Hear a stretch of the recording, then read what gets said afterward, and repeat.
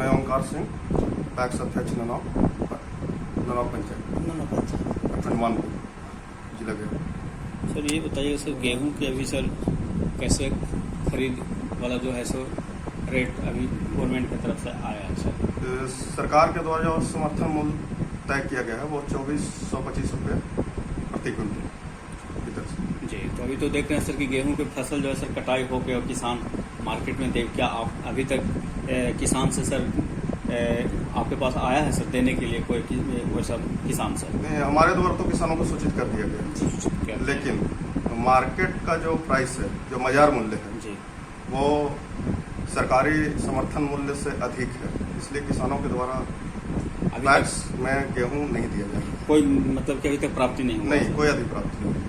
Sir अभी तक ये जो प्राप्ति नहीं हुआ सर, इससे तो ये मतलब कि पता चलता है सर कि जब यहाँ मौजूद हैं पंचायत में, आपको वो पदवी दिया गया है कि जो भी है से सर के पास ला के दिया जाए, और किसान आ नहीं रहे हैं सर, तो इससे सर आप पर सर क्या मतलब कि उसका क्या मतलब अनुभव है, क्या प्रभाव पड़ रहा है सर? कुछ तो प्रभाव पड़ रहा होगा सर कि हमारे पास हमारे ऊपर प्रभाव यही पड़ रहा है कि जो बाजार में जा रहा था गेहूं वो पैक्स में आता, ठीक है, ताकि पैक्स सुचारू रूप से चलता, ठीक है, उसमें और भी कई कार्य किए जाते हैं, ठीक है, लेकिन सरकार के द्वारा जो मूल्य तय किए गए वो बाजार मूल्य से कम है, तो कोई भी किसान नहीं चाहेगा कि हम 100 रुपये घाटा सह करके हम पैक्स को दें। सर अभी यंत्र जो आ रहा है सर, तो ब्लॉक से कितना डिस्काउंट मिल रहा है सर किसानों को? अब उस पर सरकार क्या सब्सिडी तय की है इसकी जानकारी ये नहीं है सर। इसके लिए हम लोग को अभी कोई सूचना नहीं दी गई। सरकार तरफ से ऐसा कोई माध्यम चलाया गया सर, जो किसानों को प्रशिक्षण दिया जाए, कैसे खेती उपजाऊ किया जाए, ऐसे फसल दिया जाए, ऐसा कुछ सर अगर किसान ऐसे ट्रेनिंग पे दिया जा रहा है सर? जी, जैसे कि अभी कहा है कि किसान जैसे कि पहले वाला ही खेती बाड़ी में लटका हुआ नवीनतम नया जो ट्रेंडिंग जो आया है, जो 1978 से जो एस श्रीनिवासन के जो द्वारा जैसे कि अमेरिका इस समय जो आया था, वो भारत में 1978 से ही लागू हो गया था। क्या वैसा कोई नया नवीन पद्धति से यहाँ के किसान को मतलब कि खेती कर रहे हैं सर, या पुराना ही पद्धति में अभी तक तो देख रहे हैं? ऐसे जहाँ तक हमको जानकारी है कि सहकारिता विभाग के द्वारा सब्सिडी के आधार पर किसी यंत्र किसानों को उपलब्ध कराया जाता है, ठीक है, जो किसान इसके लिए प्रयासरत होते हैं, ठीक है, तो उनको जो है सो ऋण के माध्यम से वो उपलब्ध कराया जाता है और उसमें सरकार के द्वारा सब्सिडी दी जाती है, जहाँ तक मेरी जानकारी है। जी, अभी तक देख रहे हैं सर कि ये इसमें अभी मूंग वाला सीजन चल रहा है सर, मूंग खेती में अभी किसान सर आप जान रहे हैं, तो क्या मूंग के वैरायटी सर आपके द्वारा प्रोवाइड किया जा रहा है किसान? नहीं, ये सहकारिता विभाग के अंतर्गत नहीं आता है, ये होता है कृषि विभाग के अंतर्गत, जिसके लिए आपको किसान सलाहकार जो हुए हमारे पंचायत के, ठीक है, उनसे एक मुद्दा है सर, बहुत मुद्दा है सर, कि मुद्दा ये है सर कि आज के जो किसान है, बुजुर्ग किसान है, उनकी उम्र 40-50 करोड़ और बहुत शिक्षा का भाव है सर, आप देख रहे हो सर पंचायत में, तो सर इसके लिए भी कदम उठाएं सर कि उनको कुछ ऐसा शिक्षा का भाव दिया जाए, या ऐसा कोई मीटिंग रखा जाए, कोई सभा रखा जाए जहाँ आपको समझाया जाए कि आप शिक्षित होइए, जानकारी प्राप्त कीजिए, तब आप जाके आप विकास कर सकते हैं, डेवलप खेती के मतलब खेती के माध्यम कृषि कार्य जी, तो कृषि कार्य में उन्नति के लिए तो किसानों को प्रशिक्षण की जरूरत है, इसकी जरूरत है। क्या उस पर कदम को स्टेप उठाया गया है? नहीं, अभी फिलहाल तो सरकार के द्वारा हमको कोई ऐसा सूचना नहीं दिया है कि आप मतलब आम सभा कीजिए और आप किसानों को प्रशिक्षण दीजिए, या उसके लिए कोई सरकार के जो प्रशिक्षक जो होते हैं वो ऐसा कुछ नहीं। सर वर्तमान में देखा जा रहा है कि बारिश बहुत कम होता है सर, और लोग देखते हैं कि खाद जो है यूरिया DAP बहुत ज़्यादा डालते हैं सर, जैविक खाद देखते हैं कि लोग प्रयोग नहीं करते, इसका क्या वजह कुछ हो सकता है सर, क्या हो सकता है सर? जैविक खाद के लिए जागरूकता की जरूरत है। सबसे पहले लोग जो है सो सस्ते मूल्य पर ये जो उर्वरक उपलब्ध है, जैसे यूरिया की बात करते हैं, ठीक है, तो और आसान भी है रासायनिक खाद के लिए, ठीक है, तो इसी का जो चलन है कि ये धान लगाओ तो DAP डाल दो, यूरिया डाल दो, या और भी जो भी उपज भी ज़्यादा, हाँ, उपज भी ज़्यादा होता है। वही जहाँ वो कंपोस्ट जैविक खाद्य है वो तो फसल के लिए प्लस भूमि के लिए, दोनों के लिए लाभदायक है। और ऐसा भी तो हो सकता है सर कि जैसे उर्वरक जो है उसको भी डाल सकता है, फिर इसमें यूरिया भी प्रयोग कर सकता है, ऐसा है कि हो सकता है? क्यों नहीं, हाँ ठीक है।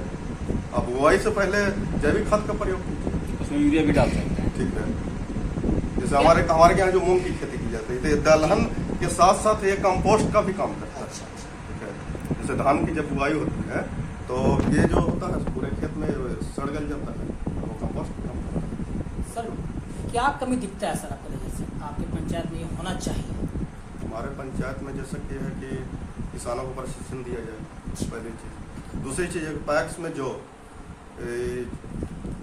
खाद का जो लाइसेंस दिया जाता है हम लोग को, उसका जो प्रक्रिया है सरकारी प्रक्रिया, तो वो एक आम दुकानदार के लिए जो प्रक्रिया है वही पैक्स के लिए प्रक्रिया है, ठीक है। इसी वजह से अभी तक हम इस वक्त प्रथम बार पैक्स अध्यक्ष चुने गए हैं, ठीक है। तो इसी वजह से मेरा मतलब जो है सो लाइसेंस ये नहीं हुआ, ठीक है।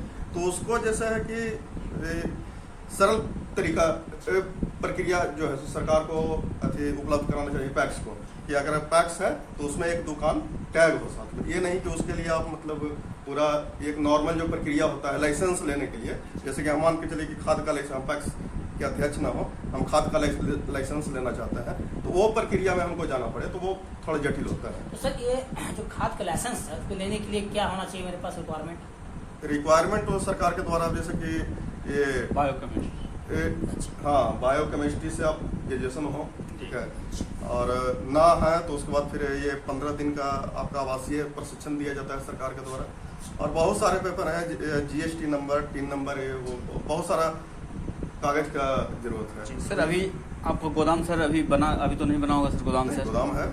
कितना एमटी का है सर? मेरे पास अभी हमारे पैक्स में गोदाम जो है 100 एमटी का और 200 एमटी का, टोटल 300 एमटी का। सर जो आप जैसे जो ट्रक से जो माल जो आप ट्रांसपोर्ट करते हो गया में सर, तो क्या उसका सर भी सरकार की तरफ से उसका जो ट्रांसपोर्ट का जो पैसा जो लगता होगा भेजने के लिए, तो क्या उसका पैसा हाँ वो सारा सरकार मिलता है? हाँ उपलब्ध कराती है राशि। और कुछ ऐसा कमी सर जो नज़र आ रहा है कि चेक होना चाहिए? एक तो है कि ये खाद्य लाइसेंस का जो प्रक्रिया है पैक्स का वो सरल कर दिया जाए। दूसरी चीज है कि सरकार का जो समर्थन मूल्य हो, जैसे हमारे के यहाँ जैसे कि मोटा धान का जो है सो मूल्य दिया जाता है, ठीक है। तो सरकार के द्वारा 2 धान का, जैसे कि एक कॉलम आता है उसमें, जैसे हम लोग होर्डिंग जो बनवाए थे, ठीक है, अधिप्राप्ति के समय में, धान की अधिप्राप्ति के समय में, तो उसमें 1 ग्रेड धान का भी कॉलम था, लेकिन सरकार के द्वारा उस धान की खरीदारी के लिए समर्थन मूल्य अलग से तय नहीं किया गया।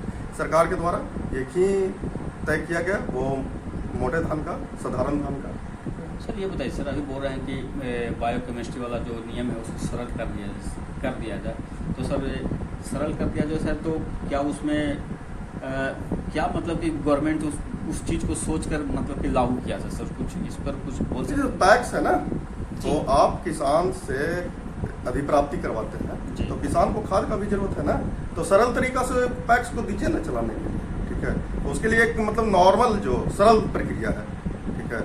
पेपर बिना पेपर का थोड़ी है, सब कुछ पेपर में बंधा हुआ है, सरकारी प्रक्रिया में बंधा हुआ, तो उसके लिए एक नॉर्मल प्रक्रिया तय कर दीजिए ताकि आसानी से हार्ड रूल इतना वाला नहीं होना चाहिए मतलब कि ये बायोकेमिस्ट्री सब ये सब नहीं होना चाहिए। तो हम जैसे कि दुकान खोलने के लिए थोड़ी जा रहे हैं कहीं पे, जी हम निर्वाचित होकर के सीधा साधा किसान से बात करना है, किसान से बात करना है। जैसे कि आप अधिप्राप्ति का आदेश दिए, उसी तरह खाद के लिए भी आप अति कर देते हैं, जो भी सरल भाषा आवंटन करवा देते कि हाँ इतना खाद है उसका।